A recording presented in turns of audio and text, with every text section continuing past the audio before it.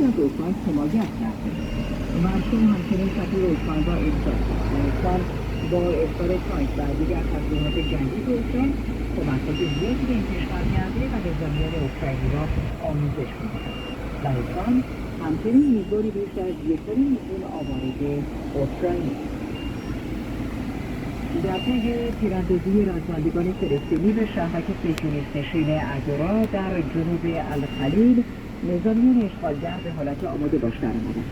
خبرگزاری فلسطینی شهاب به نقل از منابع عبری اعلام کرد یک خودرو مقر نگهبانی نظامیان سیزیونیست را در ورودی شهرک ادورا در غرب الخلیل هدف گلوله قرار داد. نظامیان رژیم سیزیونیستی نیز دیشب به چند محله در نابلس، رامولا و الخلیل حمله کردند که با مقاومت فلسطینی‌ها روبرو شد.